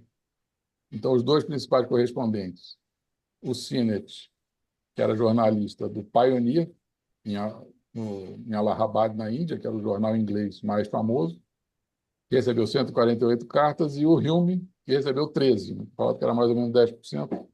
Então, eu já estourei o tempo aqui, eu estou sabendo. Eu vou avançar só mais um pouquinho para a semana que vem a gente conseguir. Acabou mais uns 5 minutos, 3 minutos aqui, eu acho que a gente conclui esse é o último pedacinho. Tá bom? Não, estamos estourando o tempo, não. Tem tempo Não? ainda, 7 minutos. Então vamos lá. Não, porque depois tem as perguntas, né? Vamos lá, aqui é pequenininho. É só para dizer que o Mahashohan aprovou a comunicação. O mestre Moria fala isso. Quando o Chohan verificar que não houve progresso, já que foi ele quem fez com que Kuthumi tivesse contato com você, Sinet, né? Então, até essa questão, o Mahashohan decidiu, não, pode se corresponder com ele, né? Você não compreende que, se não fosse pelo seu intelecto extraordinário e pela ajuda a ser obtido graças a ele, Chohan teria fechado há muito tempo qualquer porta de comunicação entre nós? Sim, meu amigo, leia e estude, porque há um propósito, né? Eles queriam que ele justamente escrevesse numa linguagem que fosse mais fácil para o Ocidente, escrevesse em inglês, e traduzisse os conceitos que o mestre passava para ele, muitos em sânscrito, tibetano, né? Os 7 princípios, e rondas, por exemplo, o Sinet batizou de rounds, né? Que seria manvantara, e por aí foi, né? Outra questão é se o Chohan considera você e o Sr. Hume mais qualificados do que antes para receber instruções por nosso intermédio. Mas vocês têm que trabalhar para isso e trabalhar para que essa luz chegue a outras mentes por intermédio da sua, né? Então, aqui está a meta que eles tinham, né, que terminassem. Acho que o microfone do Guilherme aqui está aberto. Sim. Guilhermina, se puder fechar aqui. Então, ele explica aqui, ó, fatos foram transmitidos a leigos para serem passados adiante. Essa passagem eu gosto muito, porque nos anima a disseminar esse conhecimento dos mestres. Né? Você e o Sr. Hume já receberam mais informações sobre filosofia arcana e esotérica do que jamais foi transmitido a não iniciados, até onde eu sei. Sua sagacidade, meu caro amigo, já lhe terá sugerido há muito tempo que não é tanto devido às suas virtudes pessoais combinadas, nem às minhas simpatias pessoais por nenhum de vocês, que isso foi transmitido. De todos os nossos semichelas, vocês dois são os que mais provavelmente usarão para o bem geral os fatos que lhes foram transmitidos. Então, eles trabalham com probabilidade. Né? Vamos passar esse conteúdo para eles, que eles provavelmente vão usar bem. Mas tinha o risco, tanto que o Hume acabou pisando na bola lá. Né? Vocês devem vê-los como algo que lhes foi dado em confiança, para o benefício de toda a sociedade, para ser passado adiante, e empregado e reempregado de muitas maneiras e de todas as maneiras que forem boas. Se você, senhor Sinnet, quiser dar uma satisfação ao seu amigo transimalaiano, não deixe passar nem um mês sem escrever um fragment, um artigo, né, longo ou curto, para a revista, publicando depois como um livreto, já que você o chama assim. Então, ele já passou até uma meta aqui para o Sinnet. Né? Todo mês escreve alguma coisa sobre o que a gente está passando aqui nas cartas. Você pode assiná-los como um discípulo leigo do Kutume. Aqui que ele falou o negócio do Shela leigo, né? Ele batizou. O Sinnet estava ansioso por virar um Shela. Ele falou, então você é um Shela leigo. Pronto, está batizado. Pode assinar assim. Não ouso pedir o mesmo favor ao Sr. Hume, que já fez mais do que devia em outro aspecto. Na parte da independência da Índia, ele ajudou bastante, então os mestres eram bastante gratos ao Hume por isso. Então, correspondência estabelecida para o bem de muitos, e aí dando já opiniões, sugestões, né? Coloque elas na forma de um ensaio. Quanto mais rápido você começar seu futuro livro, tanto melhor. Então, ele incentivava ele a escrever artigos e livros. Né? E tanto que o filme, entre os 5 anos ali de 80 a 85, escreveu O Mundo Oculto, depois O Budismo Esotérico, e, infelizmente, o Hume era extremamente ansioso e acabou publicando o Budismo Esotérico sem a revisão do mestre. O mestre pediu, me manda o livro que eu vou revisar. E ele conseguiu dispensar a revisão do Mahatma. Né? Publicou antes da hora e acabou dando um monte de confusões isso aí. Né? Depois ele escreveu ainda Karma, aqui, quando a correspondência terminou, e depois passou a vida escrevendo várias obras aqui, né? Que ele não tinha mais contato com os mestres, mas achava que tinha. Né? Então, essas mais importantes, eu acho que são essas 3 primeiras aqui. Também aqui a vida da Blavatsky é interessante, é uma biografia que ele fez. E o Hume escreveu vários artigos também no Theosophist. Então, por ser traduzidos aqui, então eu compilei aqui, sendo que esse aqui é o mais polêmico, que ele provocou o episódio do protesto dos 12 chelas, que eles são mencionados nas cartas. Mas esses são os artigos do Hume no Theosophist.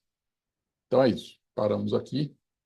Meio corrido esse final aqui, mas aí acho que podemos partir para as perguntas, se eu souber responder. Bom, Meus até irmãos, onde eu percebi, o Hume ainda queria fazer uma publicação de um livro sobre cristianismo que deu confusão. O mestre Kutume escreveu a carta 88 para tirar dele a pretensão de botar os mestres envolvidos no Deus cristão ex machina, e que gerou toda a polêmica da visão budista dele sem Deus. Isso deu uma confusão grande, mas era referente justamente ao prefácio que o Hume estava fazendo, que ia ser a negação da obra que eles queriam.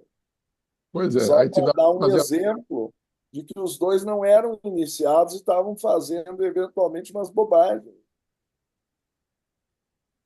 Pois é, então e o Júnior acabou não escrevendo essa obra, né? Pois é, mas a carta 88 a gente vê que ele puxa, se tu vê, comparas com a carta 69 e com a 90, a carta 88 o mestre carrega na tinta porque tinha que frear Hum. a intenção de comparar a filosofia deles com um Deus pessoal, coisa que é combatida também, de certa forma, pelo Mahachohan na sua carta, porque quando se confunde o Logos com o absoluto, dá uma confusão terrível, filosoficamente falando. O E Júnior acabou indo procurar lá um outro, se meteu lá na magia negra e ficou, né? O final dele foi se triste. atrapalhou todo, né? Ansiedade, né? Os dois E ansiosos o, demais. e o Sinet ficou a vida inteira procurando o mestre em casa espírita, que o mestre já tinha avisado que ele não frequentava. Pois é, impressionante. Recebeu a carta, leu, escreveu sobre aquilo e depois fez o contrário. É, Impressionante. mas eu gostaria de lembrar também que os irmãos da sombra, eles estão ligados a forças da destruição, como tu bem lembraste, que fazem parte do reino de Shiva, vamos chamar assim, ou de Maheshwara, mas o problema é invocar essas forças antes da época, que elas têm o seu lugar no seu momento, mas se tu produz a decomposição antes da época, tu está te tornando um assassino da história. Então, o problema da magia negra é invocar forças da natureza fora do seu tempo próprio, Fora do para céu, benefícios pessoais, é claro. E aí é que a coisa desanda. Esses são os irmãos da sombra. né? Interessante. Importante destacar isso. Felipe, quer perguntar alguma coisa? Oi, e aí, Marcelo? E o Eliphas Levi, ele não era um iniciado? Pois é, o Eliphas Levi, ele. O mestre utilizou uma correspondência dele, né? Deixa eu pegar aqui. Ele utilizou, está nos apêndices aqui, né? Ele era um estudioso de ocultismo, né, europeu, que é mais ou menos contemporâneo da Blavatsky. Deixa eu ver qual é o. Está aqui, apêndice 1. É, é sobre a morte, né? Na verdade, aqui o texto dele. Ó. Apêndice 1, aqui na página 372.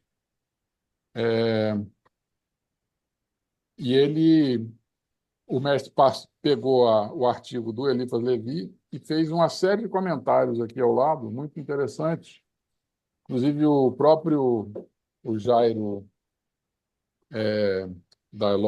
presidente da Loja Esperança, um dos encontros das cartas, ele escolheu exatamente esse apêndice 1 aqui e apresentou a íntegra, com todos os comentários do mestre. Se vocês quiserem se aprofundar nesse artigo. Mas ele era um ocultista famoso lá do século contemporâneo da Blavatsky. Acho que ele faleceu um pouco antes da Blavatsky, eu não lembro exatamente. Não sei aqui de cabeça, mas com Acho que ele certeza faleceu quando foi fundada a Sociedade Teosófica, acho que em 1870, se eu não estou enganado. acho que é por aí, alguma coisa É. assim. Mas aqui é muito boa essa. É pesada essa carta aqui, assim, esse comentário que o mestre faz, né? Eu trouxe alguns trechos ali difíceis, né? Mas é importante, né?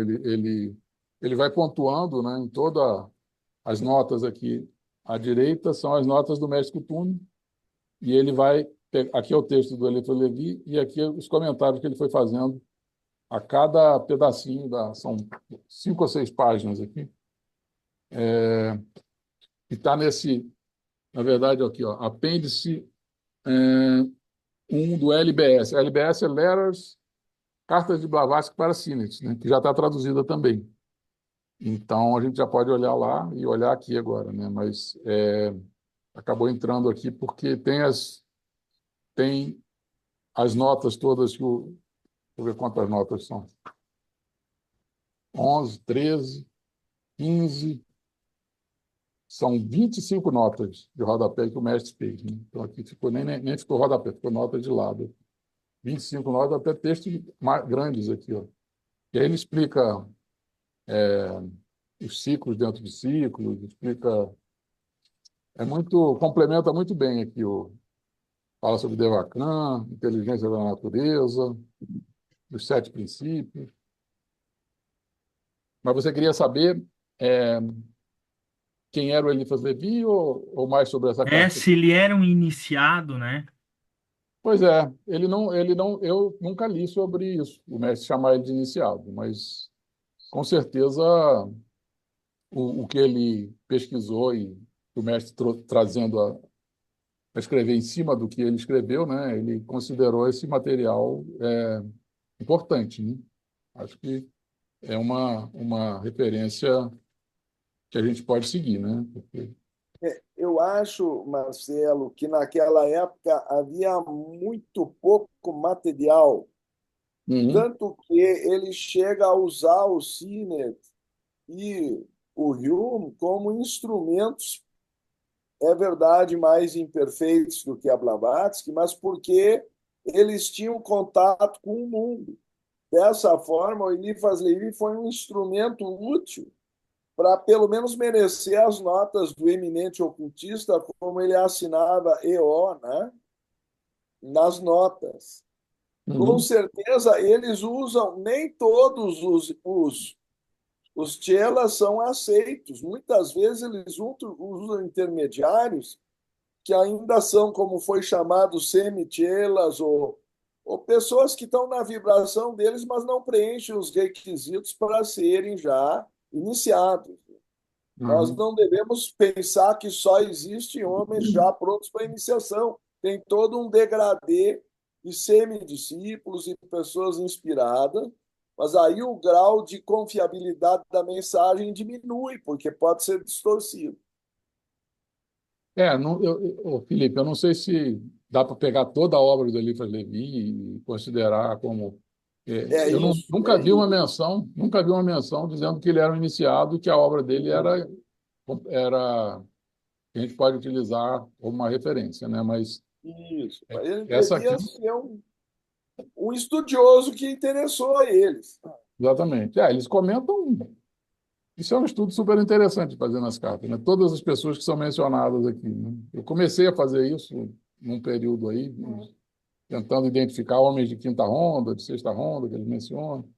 É um estudo Na bem carta, bacana. na Oi? carta 30, eles falam de que a Índia tem milhares de faquires que são puros o bastante para o discipulado, mas cujas mentes estão tão cheias de preconceitos que eles seriam discípulos inúteis. E, em mais, nessa carta eles falam dos Mamochohans, que são os, os instrumentos da destruição, e que dizem que, às vezes, interagem com Uhum. esses discípulos de uma forma inadequada, ou pseudo-discípulos, e até acabam impedindo com essas superstições de que a evolução possa utilizar esses faquires. E eu me lembro que a Blavatsky escreve numa carta algo que antecipa o que está na carta número 30. Ela, aí, como tu disseste, há um intercâmbio entre as mensagens deles e o que está na carta. Ok. PT? Ah, perfeito. Valeu, obrigado. Valeu, Felipe. Bem, Marcelo, sua exposição foi maravilhosa, belíssima, seu material riquíssimo, está de parabéns, e até comentaram comigo no WhatsApp privado, mas o material do Marcelo não tem como não se apegar a ele. E aqui, Maravilhoso. aqui foi uma seleção do que deixar de fora, né? Como é difícil escolher o que. Não, isso aqui te deixa, corta, né? Porque eu já tenho material desses anos todos aí, né? Mas é um trabalho de selecionar o que está mais, talvez atraia Outra mais coisa a que eu você. convidei para seguir o ano que vem conosco, você disse que vai pensar, é mais ou menos por aí, porque tem coisa que está ficando de fora, não é? Não, na Então, verdade, assim, vocês, quem tiver interesse, né, todo esse material das segundas-feiras, né, isso já foi apresentado lá com mais profundidade, né, nesses 4 anos aí. Então, mas está ficando também um negócio difícil de localizar já, né, porque teria que fazer uns cortes e, sei lá, são 180 encontros de 1h30, né, então já tem está. mais, Marcelo. A gente já contou mais de 190. Você Pois já é, está mas assim, terminando. um dia eu queria pegar isso tudo e fatiar e botar nos bloquinhos pequenos para poder. Os vídeos de YouTube com mais de 10 minutos ninguém vê, né? Então, assim, teria que fazer uns módulos menores para em cima de assuntos mais. Pegando módulos menores, né?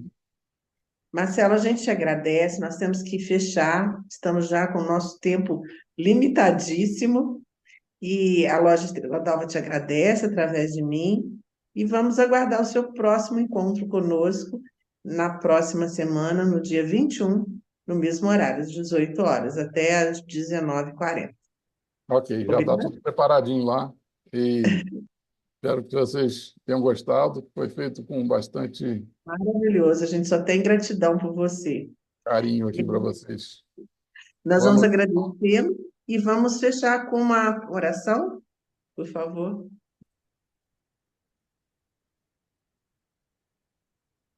A vida oculta que vibra em cada átomo, a luz oculta que brilha em cada criatura, o amor oculto que tudo abrange na unidade.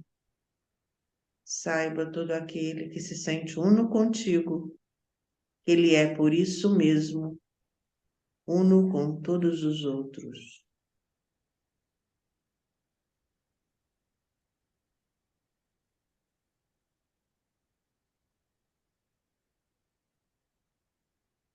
A Loja Estrela d'Alva agradece a participação de todos vocês.